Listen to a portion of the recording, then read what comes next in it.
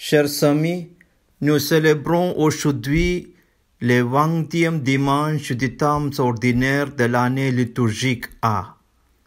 Les lectures qui sont proposées à notre méditation nous rappellent fondamentalement que Dieu aime tout le peuple et que seule la foi permet d'accueillir effectivement son amour. Dans la première lecture tirée du livre d'Isaïe par la bouche du prophète, Dieu invite les étrangers, les païens, à bénéficier eux aussi de ses grâces.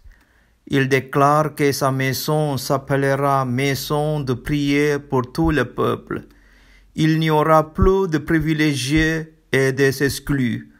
Tous, juifs et non-juifs, sont invités au salut à condition de mener une vie qui s'éloigne du mal et de l'injustice, de s'attacher au Seigneur et s'accomplir sa volonté.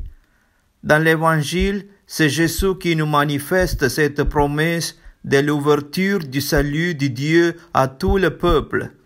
Une femme païenne s'approche courageusement de Jésus et sollicite avec persévérance la délivrance pour sa fille tourmentée par un démon. Mais Jésus lui répond par le silence. Agacé par l'insistance de cette femme ou bien pris de compassion pour elle, les apôtres invitent Jésus à lui donner satisfaction, à exaucer sa demande. Mais Jésus semble être toujours dans la logique du refus. Je n'ai été envoyé que brebis perdues d'Israël. Il n'est pas bien de prendre les pains des enfants pour les donner aux petits chiens, dit-il à la femme cananéenne.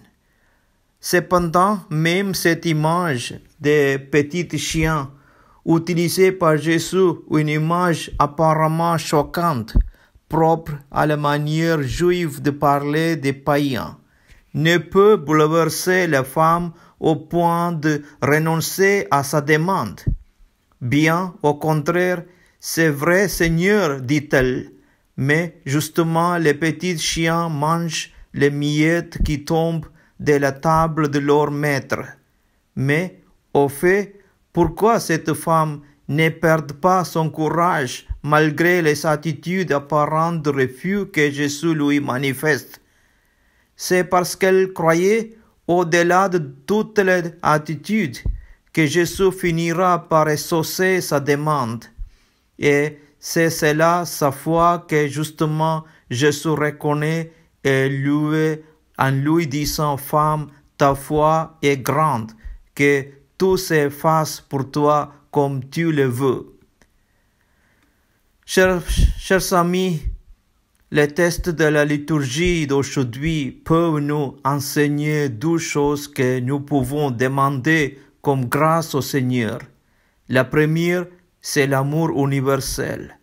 Dans notre monde de plus en plus marqué par diverses formes de discrimination raciale, sociale, religieuse ou politique, nous chrétiens sommes appelés à témoigner par nos paroles et plus encore par nos actes de l'amour universel de Dieu dont nous sommes bénéficiaires. La deuxième, c'est la valeur de la foi et de la persévérance dans la prière.